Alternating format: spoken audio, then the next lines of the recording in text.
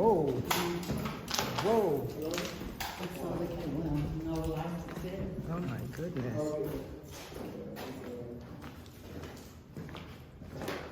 So please go in there. Bring your light to work. It's not working today. Oh, we've got Watch your feet. Watch your feet.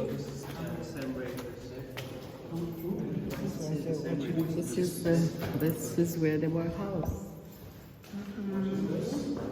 Where are you, Pa? This is where they were housed.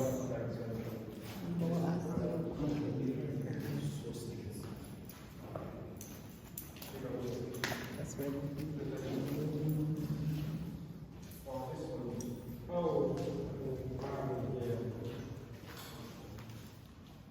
I got the camera. I got it. I got Alright, that. so we stand right inside the male dungeons, and those days they had no light here. Once they bring you in, they expect these three holes to provide them with light and as well be their source of ventilation.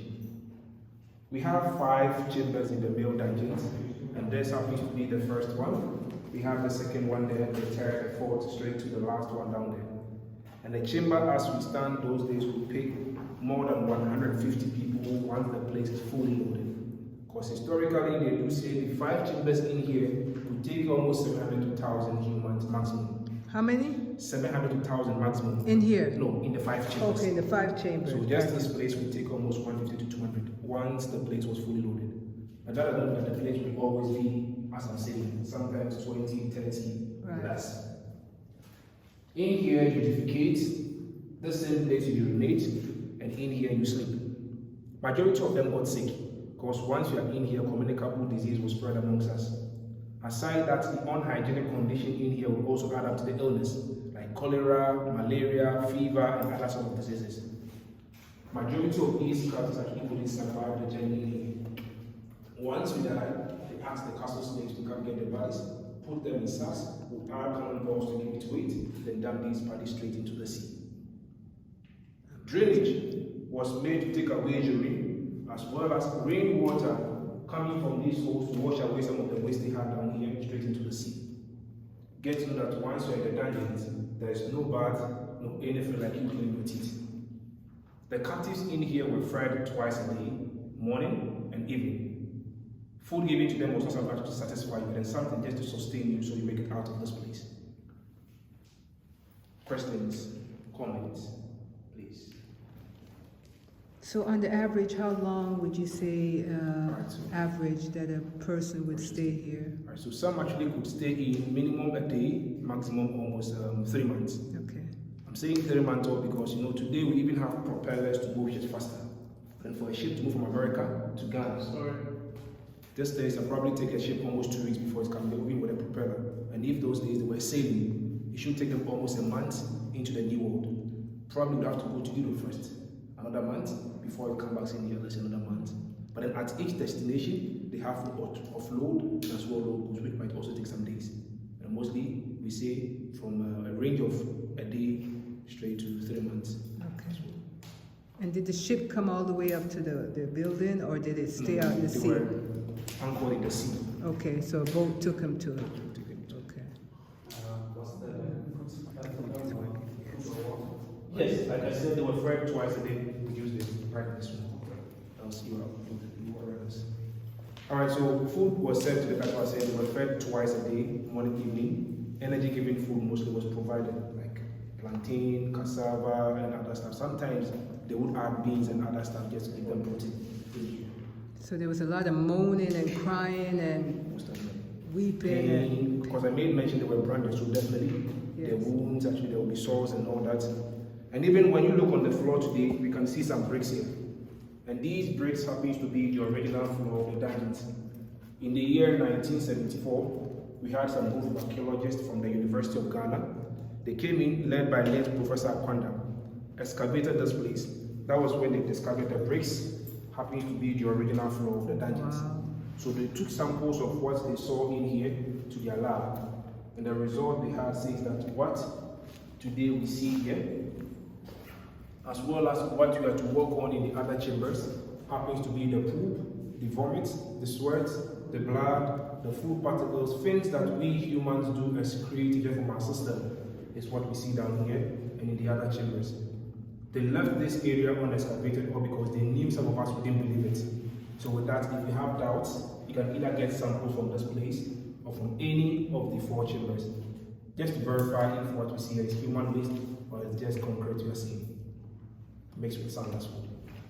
So the last sets of people taken from here was what year, would you say?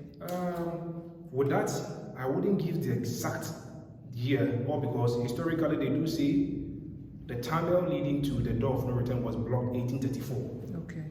But you would also get to read and you get to know that even after the place was blocked, McLean was still actually shipping captives. Through that, they even took his position from him and gave it to a new person, Commander Hill, which they didn't give the exact date they stopped the shipment. Okay. But in terms of the blockage, which actually marks the end of the trade, it was 1834 in this castle. Okay. Wow. Please, let's go this way, there's no question. The source of rent for them here. So, we go. I thought that was okay.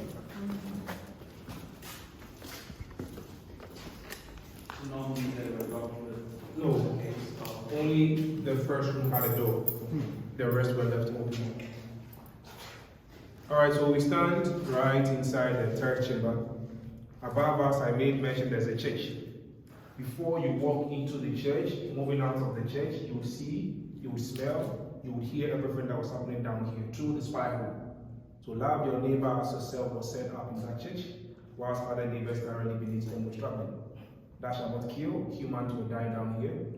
Thou shalt not steal, both Africans and Europeans were stealing. Because like I said, some Africans, whether they knew what they were doing or not, still brought in humans, exchanged them with the goods, and as well Europeans also buy with them with the goods. So it means these 2 races actually were stealing in this castle. Slow it down, slow it down, slow your talking and that down. shall not commit adultery. Females were raped as well down there. The name of the church up there happens to be the Society for the Propagation of the Gospel. Today we call it Anglican Church. And that is not the only church that was operating in here. Because above us is Anglican Church. Right at the forecourt, they have the Methodist Church. If you've already been to Elmina Castle, you get to that is where the Portuguese started the Catholic Church, and it was above their slave market. The Dutch took over Elmina Castle and then they went to use the same church. For them, they built a new church right above the female dungeons. We call it the Reformed Church. If you've been to Christianborg Castle, that is at Osu, the Denmark started the Presbyterian Church over there. And if you came from Accra, I'm sure you saw a fort up on the hill called Fort Amsterdam. Amsterdam, the Dutch also built a church above the male dungeons. We call it the Protestant Church. So these same areas where they were keeping captives, the same place the spread of the gospel as well started. The floor we stand on happens to be the waste I made mention in terms of the pool, the vomit, and other stuff. Today, we see it as concrete or cement down here. Please, you join me this way. Watch your heads. Look at this. Please, you come.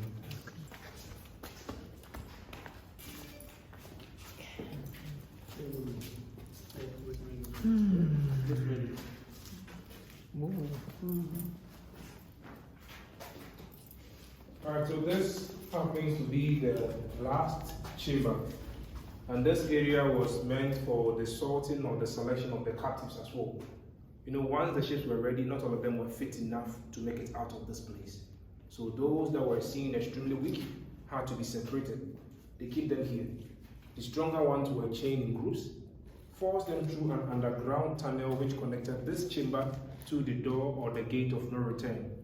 You remember me saying that the tunnel was blocked, and this happens to be the entrance of the tunnel by Captain George McLean in the year 1834, after the English passing the second law to abolish the trade.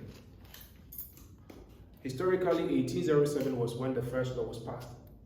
Still others were into the business. The Dutch 1814 also passed their law.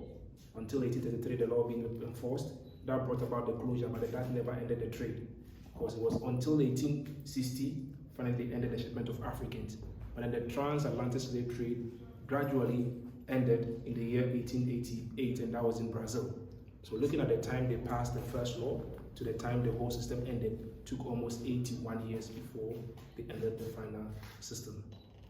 Saying that means this was not part of the dungeon system, because if they had an entrance here, this wouldn't be there to block them. Right. Before this land was given to the Europeans for their trade, the natives were coming in to worship the stone we see here, they call Anatabil. But then giving the land out means you can't stay in for the trade. They left this place with 2 portions of the stone they were worshipping into the township. The castle we see here was officially handed over to Ghanaians in the year 1960, when Ghana became a Republican country. Then in 1973, they brought them back a year before the castle was open for the general public.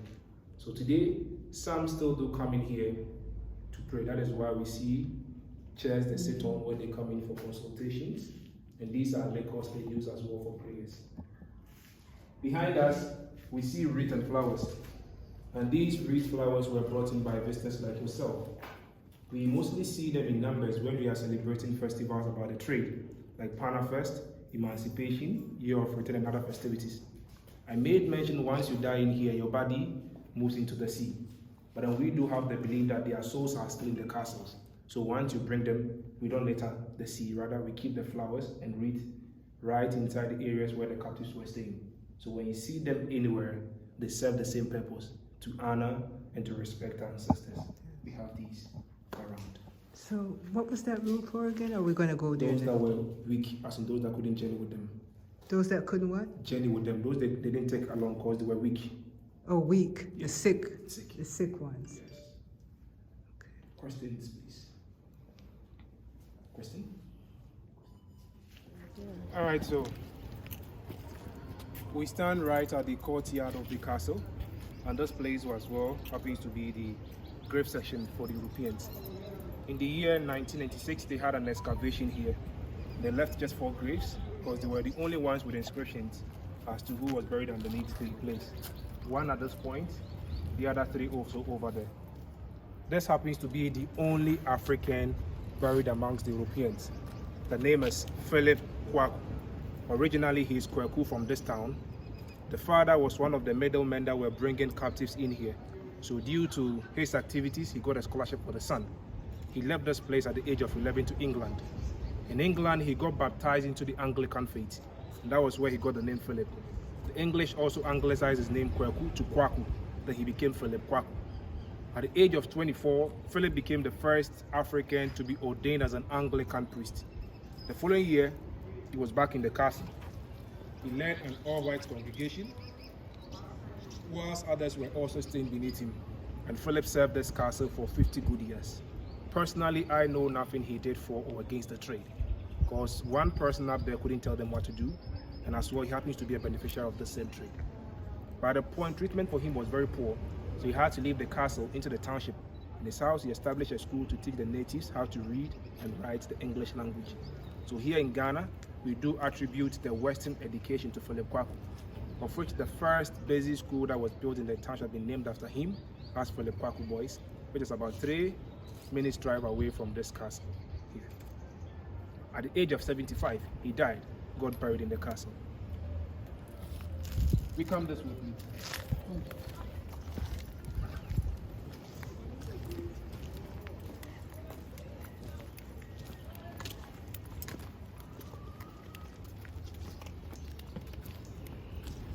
The rest we see here are all Europeans.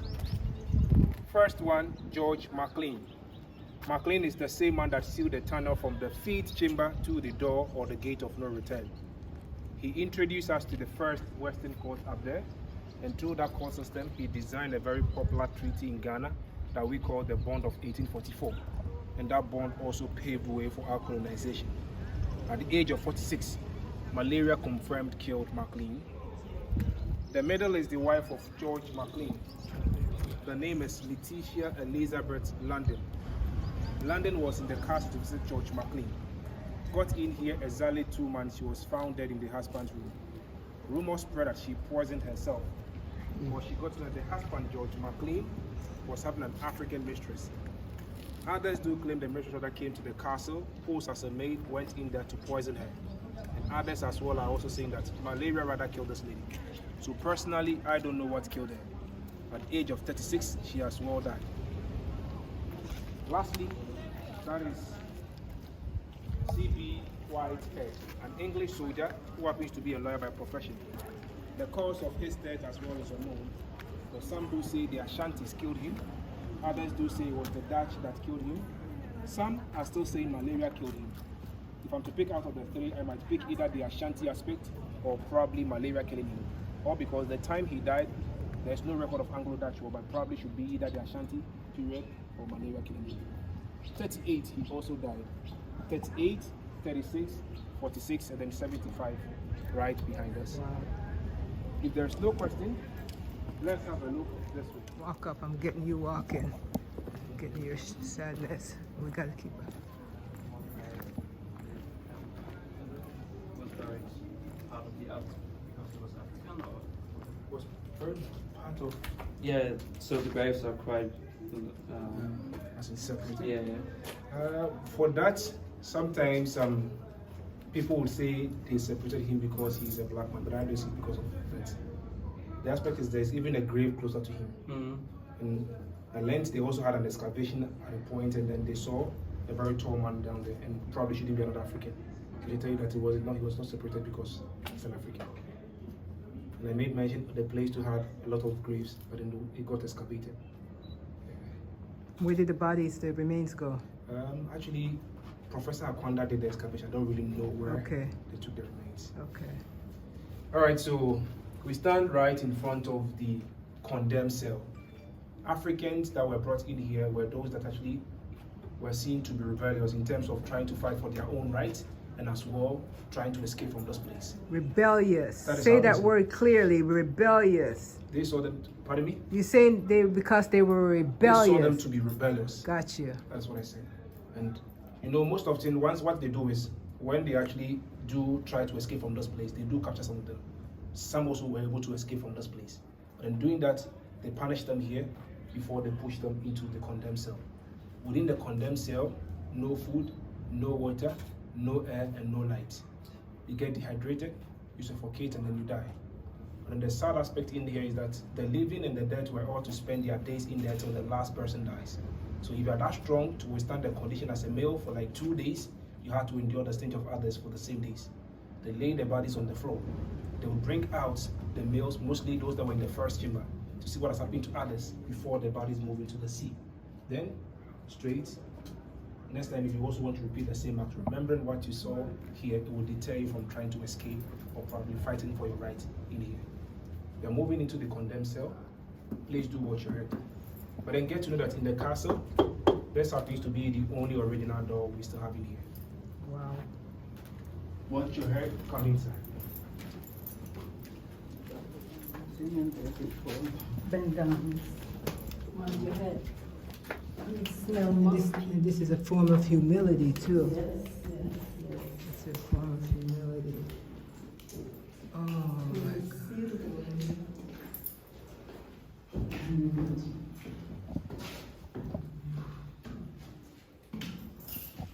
What piece is that? Watch your head.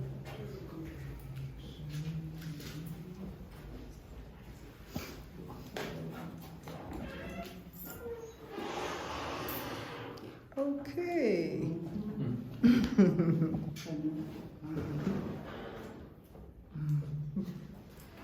All right, so today, there is no door here. There is no door in the middle. The first door itself is open, but I'm sure we can still feel the heat down here. Yes. So just imagine having all these doors blocked, no food, no water, no air, and no light. You get dehydrated, you suffocate, and then you die. Like I said, the living and the dead were all to share this chamber. They all to die before the bodies move out. The chamber we stand in was once a storage room, of which they had a door there. But with the intent of using it as a condemned cell, they had to block this door, add 2 extra doors, so that once they get you in here, you wouldn't get any place to escape to. So some do call this chamber as the room of no return. You walk in as a living being, but your dead body should be taken out of this place as well. If there's no question, the place is hot. This is the authentic floor from that period in time. Yes, please.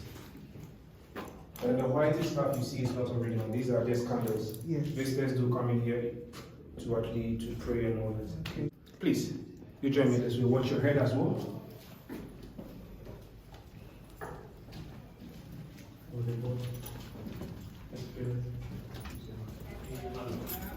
Then, behind your head.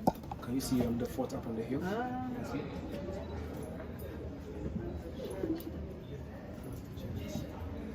Fort up on the hill. Can you see the fort? No, not that. Right here. Yes. All right, so you come this way, get a bit closer this way. We stand right at the area where the soldiers were staying. This section of the castle used to be the soldiers' barracks. And I made mention Captain George McLean brought this court. And the court in here means common law was being practiced, so there wouldn't be humans staying down here. The English converted this place into a prison for the Africans as well until the year 1992. That was when the prison was taken from this place to an area called Ankafo.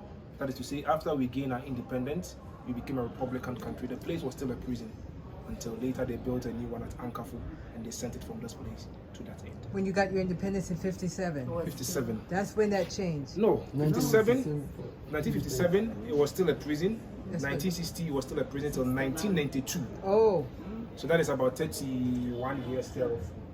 wow. So today, as you can all see, a craft shop. So a garrison became a prison, and a prison is now a craft shop. The business in here was very profitable, and once you get a place for your trade, if you don't protect your end wall, others will come fight you and take over. I'm saying this all because, you know, this land we stand on, although I made mention the English actually built this castle, but the English were not the first group on this land. Right. This place was once controlled by the Portuguese for 100 years, the Swedish for 5 years, the Denmarks for 3 years, the Dutch for under 3 years, and the English stayed in for 296 years. The English. Yes. 296. on this particular land. So the summary of all those years is how much? You know, it should give us, 670 something years. Wow. No, not 600. It should give us 470 something years. Total. Yes. Because 296 plus even 100 should give us 396. Okay. So plus, let's say 5 Yeah. plus 33. Okay. Yes. So it's not up to that. Yeah. So, you know, when the English came in, whilst building the castle, they brought in these metals and the cannons. They built 2 forts. So when you look up there, you can see a fort up on the hill. That is Fort William. I'll show you another one also called Victoria. Victoria is also up there. So Victoria was built first before William was added. Soldiers up on the land, they signal those in the morning with flags. Afternoon, they use the reflection of mirrors. And evenings, they either use mushcoat or torchlight to alert that enemies are coming. So once probably they do see that, then the soldiers staying here would move to where the cannons are. They put in gunpowder. They place the cannonballs at the mouth.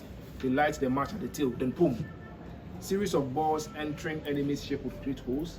Water gets into the ship and will sink into the sea. But then once an enemy is seen closer, they had these cannonballs that are actually bigger. They call them mortar balls. They load them with gunpowder so that once it hit the ship, it can explode for the ship to sink faster. And for that, the English survived here for the 296 years. Because for them, they came 1664 to this very land, but then they left 1960 when Ghana became a Republican country. And that is not their first coming to Africa or coming to Ghana, because they had been to Anomabo and other areas even before coming here. But I'm talking of just this particular Ghana, land. yes. I mean just this particular land. Okay. Because in Ghana, Anomabo is in Ghana, not far from Rita, about 50 minutes drive. You get Anomabo, so it's also here. Just this land for 206 years. So if there's no question, let's get to see where he So the stood. park across there, it's all in Victoria's spot, right?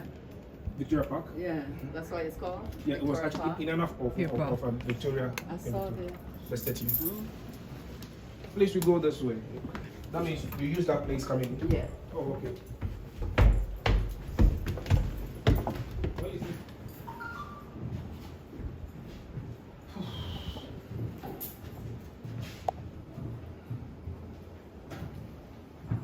All right, so this happens to be the reception area for the governor. So receive visitors, drinking, entertainment in here, and that was the personal office also for the governor. So you can have a look in the personal office. before we move straight to research.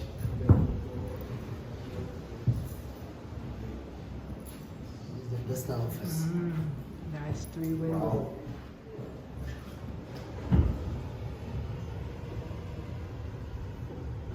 When you look out there, you're counting money. Yeah. Oh, here comes a ship. You could count money in there. All right, so let me give you just a minute. If you want to take a picture, you can do that. In a minute, then move. You're almost ending.